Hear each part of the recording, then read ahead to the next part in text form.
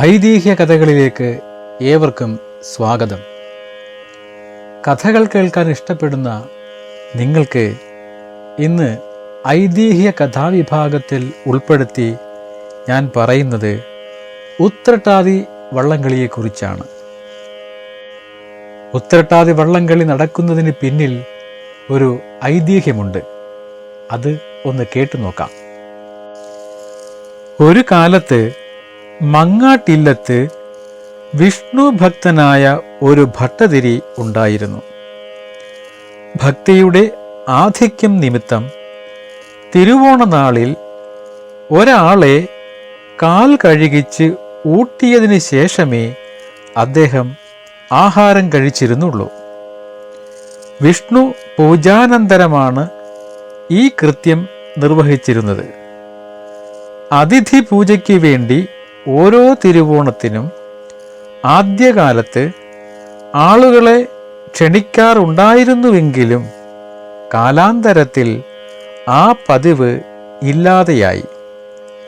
എങ്കിലും ഭട്ടതിരിയുടെ തിരുവോണമൂട്ട് പ്രസിദ്ധമായതുകൊണ്ട് ആൾ വരാതെ ഒരു തിരുവോണവും ഊട്ടുക പതിവില്ല. ഒരു ചിങ്ങമാസത്തിലെ തിരുവോണം.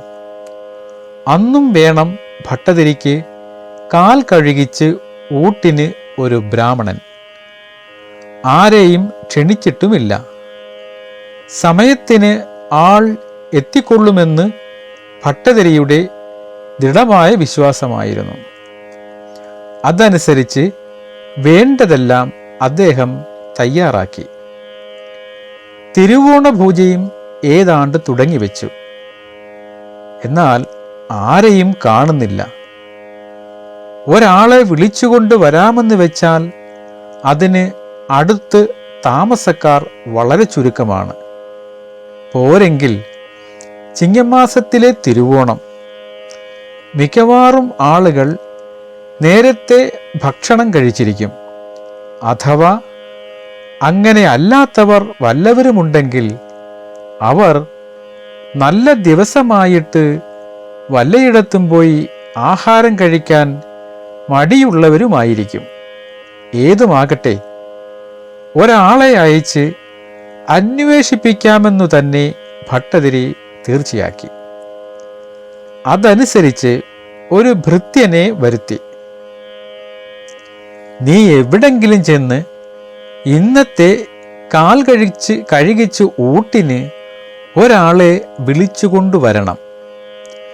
നേരം കുറെ അധികമായതുകൊണ്ട് വേഗത്തിൽ പോയി വരിക എന്ന് പറഞ്ഞ് ഭൃത്യനെ അയച്ചു. അയാൾ ഉടൻ തന്നെ ഓടി പല ഇല്ലങ്ങളിലും ചെന്ന് വിവരം പറഞ്ഞു. പക്ഷേ നേരം അസമയമായതുകൊണ്ട് ഭക്ഷണം കഴിക്കാത്തവരായി അവിടങ്ങളിൽ ആരുമുണ്ടായിരുന്നില്ല. തന്മൂലം ഏകദേശം ഉച്ച തിരിഞ്ഞതോടുകൂടി അയാൾ നിരാശനായി മടങ്ങി വന്ന് വിവരം ഭട്ടതിരിയെ അറിയിച്ചു. അപ്പോൾ അദ്ദേഹത്തിനുണ്ടായ വ്യസനം എത്രമാത്രമെന്ന് പറഞ്ഞറിയിക്കാൻ വിഷമം. ഭക്തിപാരവശ്യം നിമിത്തം കണ്ണീർ വാർത്തുകൊണ്ട് അദ്ദേഹം പൂജാസ്ഥാനത്തിന് മുൻപിൽ നമസ്കരിച്ചു കിടന്നു. ഒരാളെ ഇന്ന് ഭക്ഷണം കൊടുത്ത് പൂജിക്കാൻ കിട്ടാത്തത് കൊണ്ട് ഞാനും ഇനി ആഹാരം കഴിക്കുന്നില്ല എന്നായിരുന്നു അദ്ദേഹത്തിൻ്റെ നിശ്ചയം. കുറെ അധിക നേരം ആ കിടപ്പിൽ കഴിച്ചു കൂട്ടവേ എവിടെ നിന്നെന്നറിഞ്ഞില്ല ഒരു ബ്രഹ്മചാരി വാതുക്കൽ വന്ന്, ഇവിടെ ആരുമില്ലേ? വിശപ്പിനു വല്ലതും കിട്ടിയാൽ കൊള്ളാമായിരുന്നു. വഴി നടന്ന ക്ഷീണം നന്നായുണ്ട്. ഇന്ന് ജലപാനം പോലും ഉണ്ടായിട്ടില്ല എന്ന് വിളിച്ചു പറഞ്ഞു. ഭട്ടതിരി തലയൊന്നുയർത്തി നോക്കി. ഒരു ബ്രഹ്മചാരിയാണെന്നറിഞ്ഞപ്പോൾ സന്തോഷത്തോടുകൂടി ചാടി എണീറ്റ് വേഗത്തിൽ കുളിച്ചു വന്നുകൊള്ളുക, എല്ലാം തയ്യാറായിരിക്കുന്നു എന്ന് ആ ബ്രഹ്മചാരിയോട് പറയുകയും കുളം കാണിച്ചു കൊടുക്കാൻ ഒരു ഭൃത്യനെ ശട്ടം കെട്ടുകയും ചെയ്തു. ബ്രഹ്മചാരി അതിവേഗത്തിൽ കുളി കഴിഞ്ഞെത്തി. ഭട്ടതിരി സന്തോഷത്തോടും ഭക്തിയോടും കൂടി ബ്രഹ്മചാരിയെ കാൽ കഴുകിച്ച് ഊട്ടി ദക്ഷിണയും കൊടുത്തു. ബ്രഹ്മചാരിയും തൽക്കാലം കിട്ടിയ ഭക്ഷണം കൊണ്ട് തൃപ്തനെന്ന പോലെ ഭട്ടതിരിയെ ആശീർവദിക്കുകയുണ്ടായി. വിഷ്ണു പൂജാവസാനത്തിൽ ഭട്ടതിരിയും ഭക്ഷണം കഴിച്ചു. അതിനുശേഷം അദ്ദേഹവും ബ്രഹ്മചാരിയും തമ്മിൽ അല്പസമയം സംഭാഷണം ചെയ്തുകൊണ്ടിരുന്നു. ഭട്ടതിരി ബ്രഹ്മചാരിയോട് ചോദിച്ചു, ഉണ്ണിയുടെ ദേശം എവിടെയാണ്? ഇതിനു മുൻപ് ഇവിടങ്ങളിലെങ്ങും കണ്ടിട്ടില്ലല്ലോ. ബ്രഹ്മചാരി പറഞ്ഞു, എൻ്റെ താമസം ഇവിടെ നിന്നു വളരെ ദൂരമാണ്. ഈ നാട്ടിലെങ്ങും അത്ര അധികമായി ഞാൻ വന്നിട്ടില്ല. ഞാൻ എൻ്റെ അമ്മാത്ത് നിന്നു കാലത്തെ പുറപ്പെട്ടതാണ്. പുറപ്പെട്ടപ്പോൾ ഊണിന് ഇല്ലത്തെത്താമെന്നായിരുന്നു ഉദ്ദേശം. പക്ഷേ അത് പറ്റിയില്ല. ഇനിയും കുറേ ദൂരം കൂടി നടന്നാലേ ഇല്ലത്തെത്തുകയുള്ളൂ. അപ്പോഴേക്കും വല്ലാതെ ക്ഷീണിക്കും.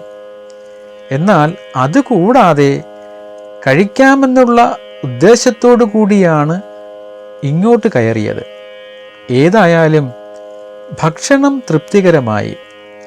ഇനി ആണ്ടുതോറും തിരുവോണത്തിന് ഇവിടുത്തെ ചോറ് തന്നെ ഉണ്ണണമെന്നാണ് എൻ്റെ ആഗ്രഹം. സന്തോഷത്തോടെ ഭട്ടതിരി ചോദിച്ചു, ചിങ്ങമാസത്തിൽ എന്നെന്തിനാക്കുന്നേ? മാസം തോറുമുള്ള തിരുവോണത്തിന് ഇങ്ങോട്ടെത്തിക്കൊള്ളണം. വളരെ സന്തോഷമാണ്. ബ്രഹ്മചാരി പറഞ്ഞു, അത് നടപ്പുള്ള കാര്യമല്ല. അതിനെല്ലാം മറ്റേ ആരെയെങ്കിലും വിളിച്ചുകൊള്ളണം. മാസം തോറും എത്തിക്കൊള്ളാൻ വിഷമമാണ്. ഭട്ടതിരി പറഞ്ഞു, ശരി, നാടും പേരും ഇല്ലപ്പേരും ഒന്നും പറഞ്ഞില്ലല്ലോ. ബ്രഹ്മചാരി പറഞ്ഞു, പറഞ്ഞില്ല. അതൊക്കെ എന്തിനറിയുന്നു? ഒരു കാലത്ത് തന്നെത്താൻ അറിഞ്ഞുകൊള്ളും, അതു മതി. ഭട്ടതിരി പറഞ്ഞു, എങ്കിൽ ഇഷ്ടം പോലെ ആയിക്കോട്ടെ. പിന്നീട് അധിക നേരം അവർ തമ്മിൽ സംസാരിച്ചില്ല. ബ്രഹ്മചാരി യാത്ര പറഞ്ഞു പിരിഞ്ഞു. ഭട്ടതിരിയും മനസ്സമാധാനത്തോടെ ഭഗവാൻ വിഷ്ണുവിനെ സ്തുതിച്ച് കണ്ണുമടച്ച് കുറേ നേരം കഴിച്ചുകൂട്ടി. മാസം തോറുമുള്ള തിരുവോണങ്ങൾ പതിവ് പോലെ വന്നുകൊണ്ടിരുന്നു. അടുത്ത ചിങ്ങമാസം വന്നു. തിരുവോണവും അടുത്തു. ഒരു ദിവസം ഉറങ്ങിക്കിടന്ന ഭട്ടതിരിയുടെ അടുക്കൽ സാക്ഷാൽ പാർത്ഥസാരഥിയായ ഭഗവാൻ തന്നെ പ്രത്യക്ഷപ്പെട്ട്, കഴിഞ്ഞ ചിങ്ങത്തിലെ തിരുവോണ ദിവസം അങ്ങയുടെ ഗൃഹത്തിൽ വന്നു ഭക്ഷണം കഴിച്ചു പോന്ന ബ്രഹ്മചാരിയെ അങ്ങ് ഓർക്കുന്നുണ്ടായിരിക്കുമല്ലോ. ആ ആൾ ഞാൻ തന്നെയാണ്. അന്നു ഞാൻ പറഞ്ഞിട്ടുള്ള പ്രകാരം തിരുവോണത്തിന് ഭക്ഷണത്തിനു വേണ്ടതെല്ലാം തയ്യാറാക്കി ആറന്മുള ക്ഷേത്രത്തിൽ കൊണ്ടുവന്ന് അന്നത്തെ സകല ചടങ്ങുകളും നടത്തിപ്പോരണം എന്ന് അരുളി ചെയ്തു. ഭട്ടതിരി ഞെട്ടിയുണർന്നു.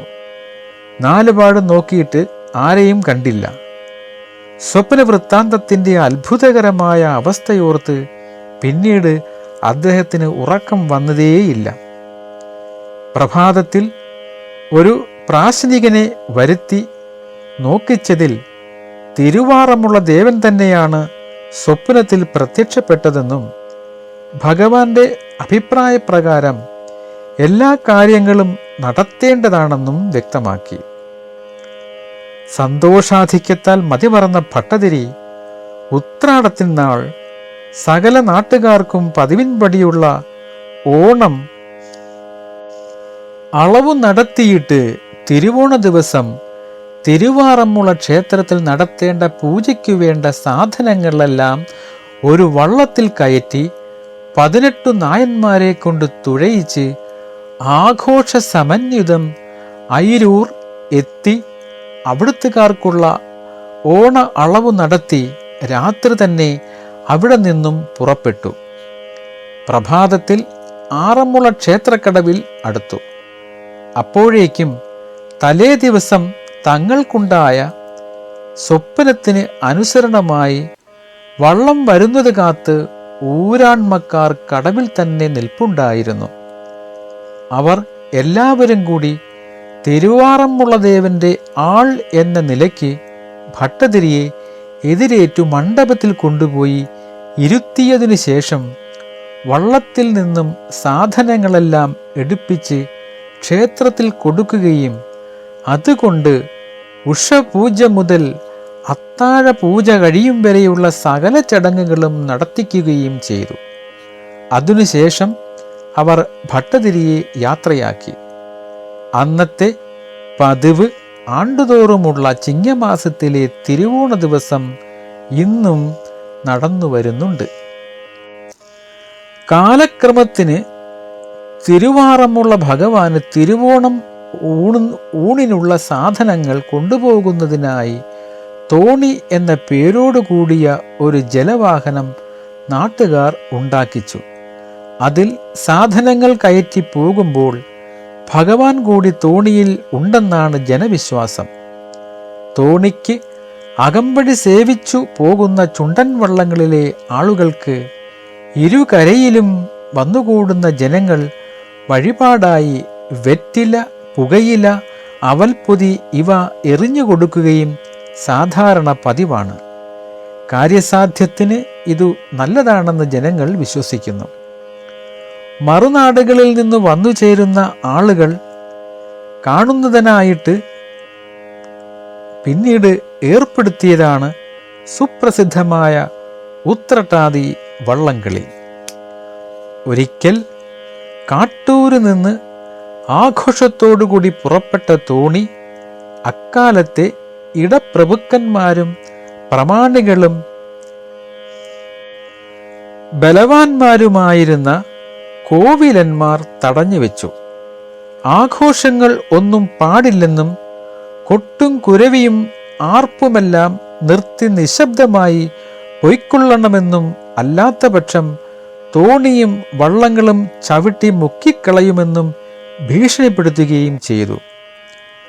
അവരോട് എതിരിടത്തക്ക ശക്തി ഭട്ടതിരിയുടെ അനുയായികൾക്കില്ലായിരുന്നതുകൊണ്ട് ഭയപ്പെട്ട് നിശബ്ദമായി തോണി തുഴഞ്ഞ് അവർ അയ്യരൂർ മഠത്തിൽ ചെന്നിറങ്ങി. ഇങ്ങനെ ഒരു യാത്ര ഇതിനു കീഴിൽ ഉണ്ടായിട്ടില്ലല്ലോ, എന്താണ് വേണ്ടത് എന്ന ആലോചനയോടുകൂടി ഭട്ടതിരി തോട്ടാവള്ളി കുറുപ്പിനെ ആളയച്ചു വരുത്തി. വിവരങ്ങളെല്ലാം അയാളെ ധരിപ്പിച്ചു. അഭ്യാസിയായ കുറുപ്പ് അത്ഭുതത്തോടുകൂടി അങ്ങനെ സംഭവിച്ചോ? കോവിലന്മാർക്ക് ഇത്ര അഹങ്കാരവോ? തിരുവാറന്മുളയപ്പൻ അവർക്ക് സാരമില്ല ഇല്ലേ? ആകട്ടെ, ഞാനൊന്ന് ചോദിച്ചിട്ടു വരാം. ഇവിടെ നിന്ന് തോണി വിടാൻ ഞാൻ വന്നിട്ടു മതി. ഇത്രയും പറഞ്ഞ് കുറുപ്പ് ചില അനുചരന്മാരോടുകൂടി വേഗത്തിൽ കോവിലന്മാരെ സമീപിച്ച് അവരുടെ അഹങ്കാരത്തിനു തക്ക ശിക്ഷ കൊടുത്തു മടങ്ങിയെത്തി. അതിനുശേഷം തോണി തിരിച്ചു കാട്ടൂർ പോയി ആഘോഷത്തോടെ തന്നെ വരണം, കോവിലന്മാർക്ക് ഇനി ഒന്നും ചെയ്യുകയില്ല എന്നും ഭട്ടതിരിയെ അയാൾ അറിയിച്ചു. തോണി പുറകോട്ട് ഇനി വിടുന്നത് യുക്തമല്ല എന്നായിരുന്നു ഭട്ടതിരിയുടെ മറുപടി. അതിന് കുറുപ്പ് ഒരു വിദ്യ കണ്ടുപിടിച്ചു. തോണി ഇവിടെ കിടക്കട്ടെ, മറ്റു വള്ളങ്ങളെല്ലാം കാട്ടൂർ പോയി അവിടെ നിന്ന് വാദ്യമേളങ്ങളും ആർപ്പുവിളികളോടും കൂടി തിരിച്ചു പോരട്ടെ. വന്നു ചേർന്നതിനു ശേഷം തോണി ആറന്മുളയ്ക്ക് വിടാം. കുറുപ്പിൻ്റെ ഈ അഭിപ്രായം എല്ലാവർക്കും തൃപ്തികരമായിരുന്നു. അവർ ഉത്സാഹഭരിതരായി കാട്ടൂർക്ക് ആർത്തു വിളിച്ചു കൊണ്ടു തന്നെ പുറപ്പെട്ടു. അവിടെ എത്തിയതിനു ശേഷം പൂർവാധികം ആളുകളെയും വള്ളങ്ങളോടും കൂടി ആഘോഷ സമന്വിതം തിരിച്ചു പോരുകയും ചെയ്തു. യാതൊരു അനിഷ്ട സംഭവങ്ങളും വഴിക്കുണ്ടായില്ല. ആ സംഭവത്തിൻ്റെ സ്മാരകമായി അങ്ങനെ ഒരു യാത്ര ഇന്നും നടക്കുന്നുണ്ട്. ഈ ഐതിഹ്യകഥ നിങ്ങൾക്ക് ഇഷ്ടമായെങ്കിൽ ഈ ചാനൽ ഒന്ന് സബ്സ്ക്രൈബ് ചെയ്യുക.